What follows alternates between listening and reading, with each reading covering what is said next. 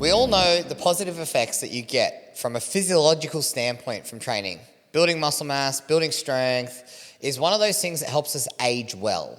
It's one of those things that when we do it well, when we build our fitness, when we build our strength, it adds to our daily life. Now, for me, I speak about this all the time, but I honestly believe that the most valuable component of training are the wins that you get along the way in your self-belief, in the direction that you're taking, and in the daily actions of essentially positive steps becoming a better version of yourself. Now, the action of actually putting something into your diary, committing to it, and doing it every single day says something about you as a person. It really says something about your character and the level of commitment that you are willing to put into a goal or being and becoming someone better than you currently are. Like that in itself is just profound. It's great. Now, alongside of all of that, you get all these amazing benefits.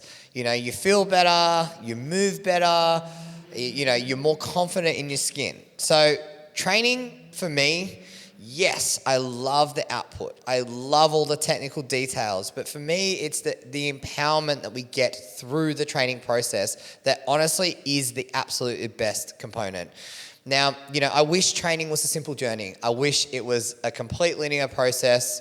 There was no road bumps. There was no obstacles. But the reality is, through this training process, we also need to navigate some times that are probably a little bit annoying. Some processes that we have to work through maybe from a rehab standpoint. We might go through some lulls in training when we don't feel like we're making the progress we should be making. And we need to figure out a way and a plan out of that. But that is the same as life. Like there are going to be points in time where you may not feel fulfilled. There are going to be points in time where you want to step into a new version of you. Or go in a different direction with work, for instance, or go in a different direction in terms of relationships, whatever it might be. These are things that we have to deal with day to day. And I believe in training so much because I feel like it helps people build the resilience that's needed to actually step into this role.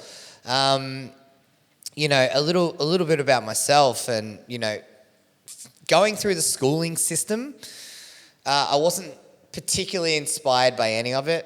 I wasn't, I don't learn in that environment, rope learning for the sake of rope learning. So school for me was really unfulfilling. And I didn't really question anything. I kind of just went with the flow. But I reckon I took a little bit of that into my first job where I kind of just fitted in.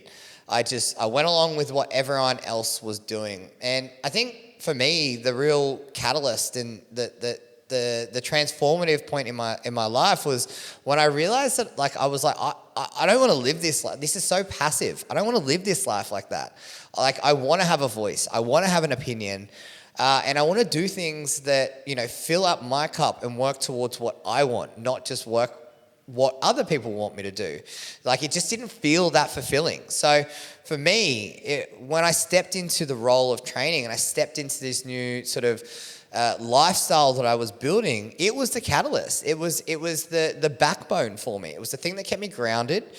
And when there was any challenge or any obstacle that was hard, the barbell would not lie to me. It's a consistent stimulus time and time again. So, there's something to be said about that because it is what it is. If you put 180 kilos on the bar to deadlift, it's 180 kilos. And I think it's a consistent stimulus that really helps to keep people grounded. And then if you look at your life and, your actual daily schedule, for instance, if you're someone that trains in the morning, that continual showing up for yourself first in the day is one of those things that becomes, part of you, a part of your identity of what you do. If you train after work on a Tuesday, Thursday, and then train Saturday, Sunday, it becomes part of your identity. It becomes part of your social makeup. It's literally what you do. So the training process is so much more than just the physical. It's such it's a process of self-respect, and you get so much growth through the actual training process in itself. So I'm super passionate about helping people through that. But where I see the real value in it is not me coaching people into it. It's actually just setting people up where they win. When people win, it's really addictive. It's not in a negative way. It's really addictive because people get the taste for it. They're like, wow, that's what winning feels like. I feel like I'm achieving something. I'm actually working towards something. It's that process. You can actually see it happen in people that they start to go, oh, wow, that's awesome. I'm going to start to stack this up time and time again. And then you start to see this person completely shift and change who they are in front of you. That process in itself is so powerful. So, it's one of those things that I don't think you actually need to overly coach. I think if you set someone up in an environment with the right people, with the right tools, with the right resource, if they commit to the process, it just happens as of course that's going to happen. I remember I had a conversation with a client a couple of weeks ago, and we were chatting about, when they first started training at the facility that I own. And they were saying that when they stepped into the gym, they were super shy, super timid, probably not that outspoken, didn't really have that much confidence, I suppose, to be that person. And now it's like, fast forward, say 4 or 5 years, and they've completely transformed how they interact with people. They've completely transformed, how they approach their work, how they approach their training, what value it adds to their life, and who they are as a result of literally just a simple sets and reps. And I just think that's the most transformative journey to be on. Now, look, don't get me wrong. This doesn't take anything away from the technical side of it, because I absolutely love it and I could talk shop about it forever. But the reality is the changes that you get as a person as a result of doing these things over and over again is just the best journey to be on. So today, basically what I want to run over is some non-negotiable practices that you need to have in your day-to-day to set you up success long-term in training so that you can absolutely dominate it. And then how these actually then end up stacking up into your life outside of the gym, where the carryover is, and different components around that. So let's get stuck into it. Now, when we're looking at setting up non-negotiables, I honestly believe having non-negotiables in your schedule, in your diary, is the biggest form of self-respect. It's showing a commitment to yourself. It's showing a commitment to the promise that you made yourself. Now, say for instance, let's give some examples around this. Say for instance, I was really interested in becoming leaner, dropping some body fat so that I was healthier.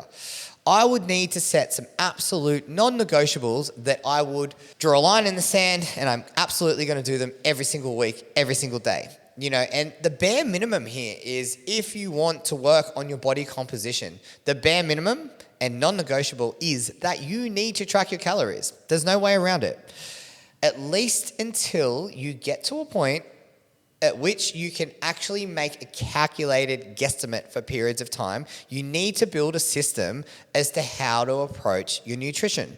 Now, if it was intuitive, if everyone ate in a way that was conducive to performance, was conducive to health, and conducive to great body composition, we wouldn't need coaches. We wouldn't need to learn and develop things about dieting, about building muscle mass, because we would all inherently do it.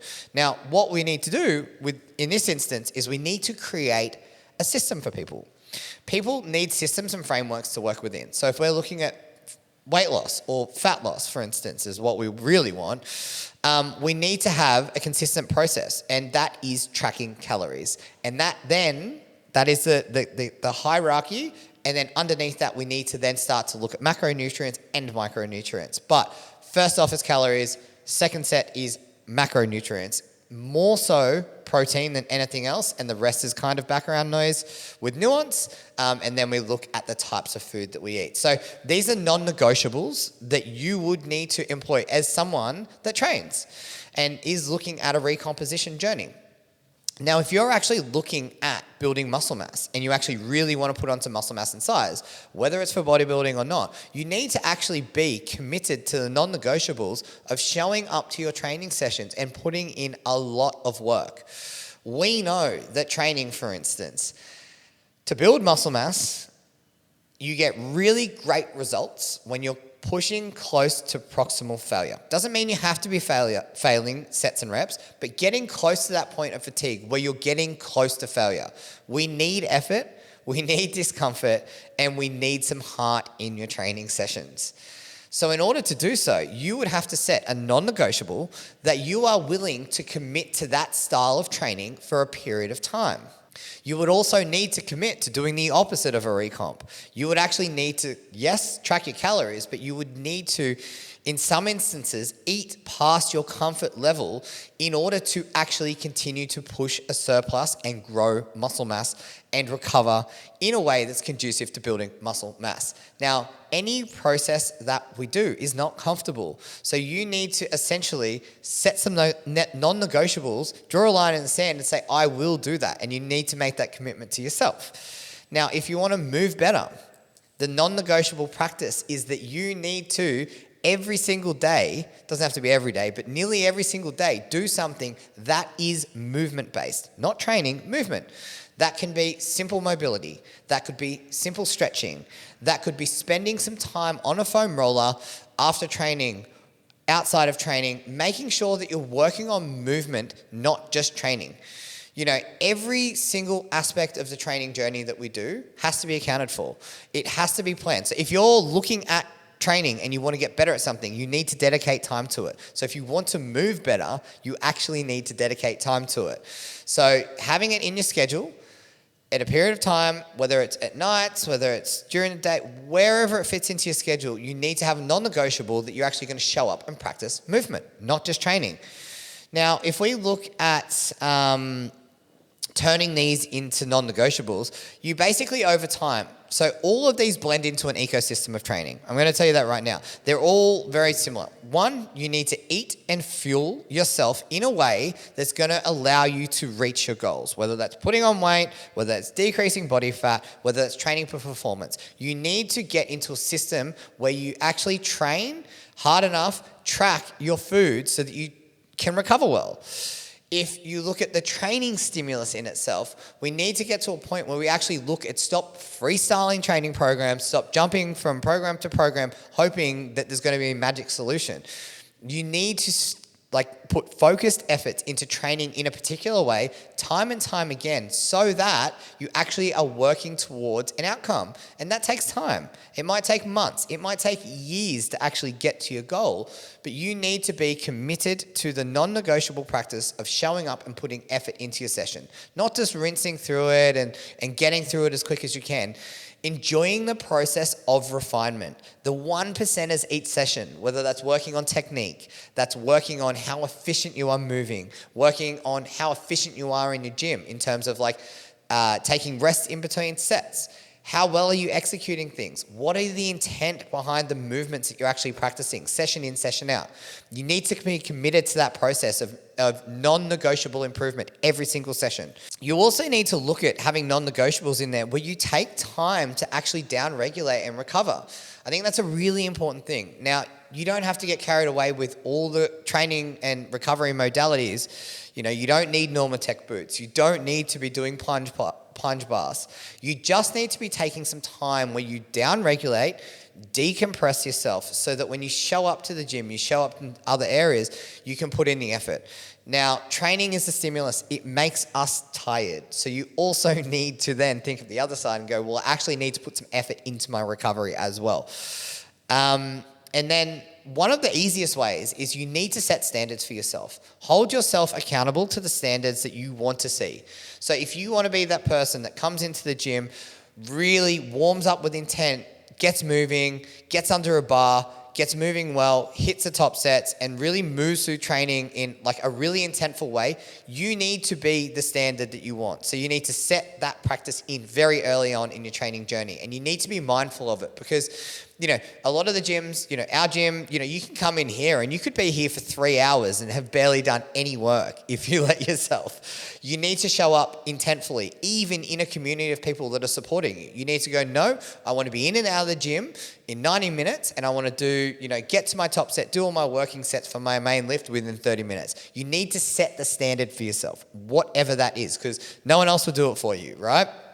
So set standards around effort, set standards around continual improvement in technique, set standards around how you're going to recover, set standards around your nutrition and how you're going to actually fuel yourself. When you do these things wrong, right as non-negotiables, it is the catalyst. It is the thing that's going to move you forward more so than anything else in training. You can have the best training system. You can have the best exercise selection, the best coach, the best support network known to mankind. But at the end of the day, you need to set a standard for yourself, and you need to hold yourself accountable for it because it is the thing that is going to move the dial more so than anything else. I would actually much rather someone do something poorly in terms of execution, but do it with a standard, even if it's wrong. So if someone, executes a squat and it's terrible technique, but they're doing it in a way where they're doing it within the standard that they've set for themselves, I back that, because reframing that or working on the technique is actually a really easy thing to do once you've got the person dialed in and ready to go. So I think when we look at training as a whole, we need to set non-negotiables, and we need to think about it in a way that is like how you want to act, how you want to show up, so that you can get the best out of it. Now, if we look at stacking up wins, not just in the gym, and we look at stacking up wins outside of the gym, you'll often see that this process of training really starts to change how you do things on the daily. Your daily habits can change so much, because all of a sudden you're starting to think about, okay, well, where am I spending time in my day? I've got this other thing that I'm doing, which is training. I've got work. I've got my friend groups. I've got my relationships. Time management actually starts to get looked at. So you go, well, what's not feeding into my life right now? What's not adding value? And you actually start to see people, they'll start to remove things from their life that actually do not make sense anymore. So whether that's going out, whether that's partying, whether that's drinking on the weekends, whatever the action is, you'll often see people's daily habits start to change. Even thinking about going to bed at the right time every single night. There's something to be said about going to bed at a consistent time every single night, because it means that you respect the recovery, and you know that you need sleep in order to show up in other areas of your life, not just training. So you start to set non-negotiables in terms of sleeping. Often you'll find people around relationships can be a lot more present, because with training, it's one of those things, it's like an outlet, right? So it for a lot of people, it's their time. It's their time where they can be focused, they can be there with their body, and they can put in the work towards their goals. So you'll often find that there's this massive flow over into actual relationships as well. Because with anything in life, you need to put effort into it. So relationships are no different. If you want a relationship to work, you need to actually be putting time and effort into making it better. It doesn't mean that you need to be available 24/7 for it. It just means that the time that you're actually there, you need to be present. You want to be present because you've worked on you. You've worked on the better part of you. So this is a huge carryover. I often say this at home, right? Like, me and my wife are absolutely dedicated to making sure that we both get enough time to train throughout the week, because it's our time to do the thing for us. We enjoy it. We are always going to train. And if we don't train, we're really not filling that portion of our cup, right? So for us, it's a non-negotiable that we will train. But when we train, the reason why we train is because we show up better for everyone else around us. I show up better for her. She shows up better for me. Our kids see that as a role model. It starts to really to stack up these wins outside of the gym, not just inside the gym. That is so impactful. It also sets a role for our kids that living a healthy lifestyle and also doing something for yourself is not selfish. It's something that actually fills your cup. Now, the other big area here is work and aspirations. I've coached so many people who have actually, as a result of training and making really good progress in the gym, they've ended up changing jobs because they're like, this lifestyle that I've been living in just doesn't serve me anymore.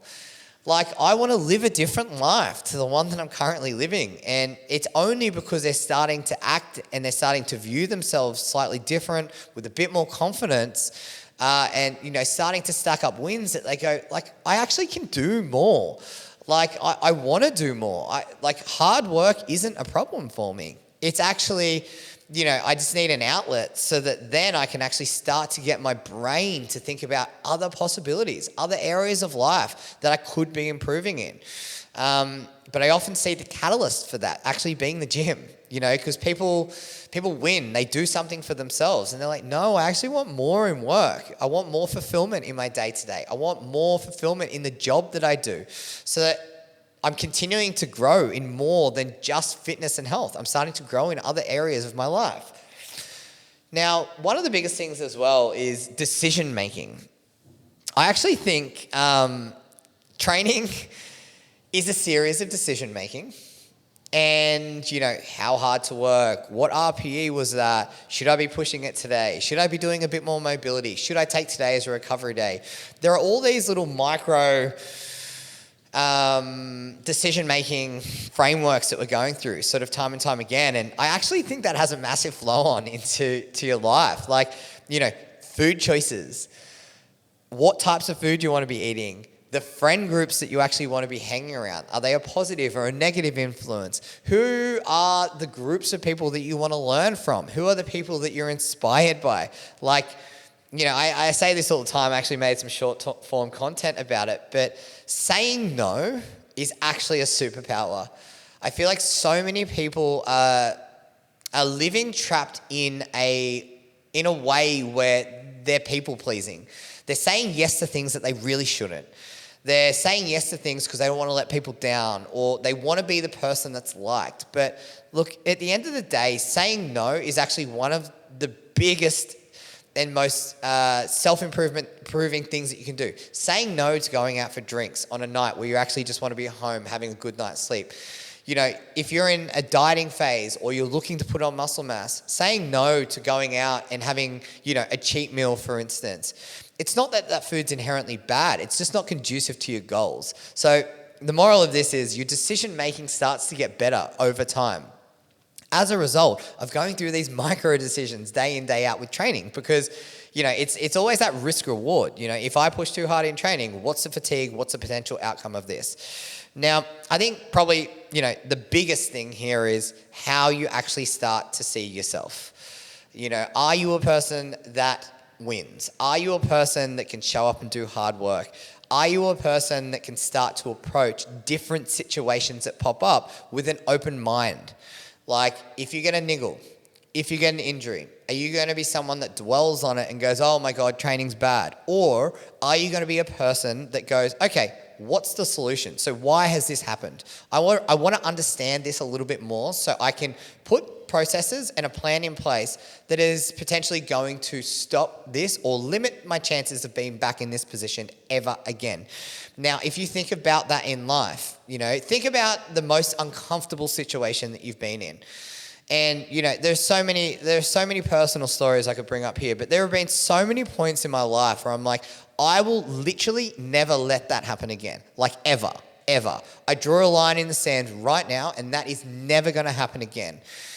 And through knowing that I'm a hard worker, through knowing that, I can stick to a plan and stick to a process, and also say no, I know that I will never let myself get into certain situations again. But the power of this comes back to, knowing what I value and knowing that, saying no isn't me being a bad person. Saying no is actually me respecting myself and respecting the direction that I want to take and the values that I embody. It's such an empowering journey to be on. But, I see this time and time again with people. I see them becoming a completely different person as a result of winning in certain areas in their life. And that is just something that I think, this day and age is like, I sound like an old person saying this, but like, I think hard work is not something that is inherently drilled into us. Like, if we look at the schooling system, for instance, like,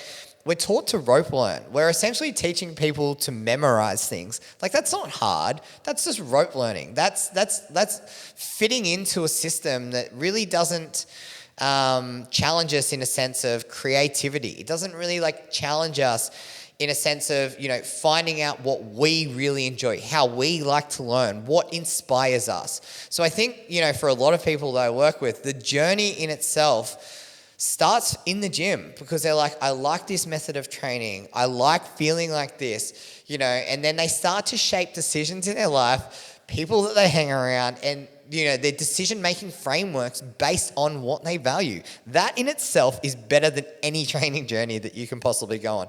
Even, the short end of this straw here is, even if that means that someone that comes into my facility ends up going to train in a different style or a different method because they're actually leaning into a different value and they want it. I actually encourage that, because if someone grows out of something, that means that they're developing and they're changing as a person. And there is no other person that should dictate what they do with their time, So I think that in itself is a really powerful journey. So to wrap this up, I think anything that you enjoy, you should probably lean into. And I think in this day and age, I think we need to be really looking at the bigger picture of what fills your cup.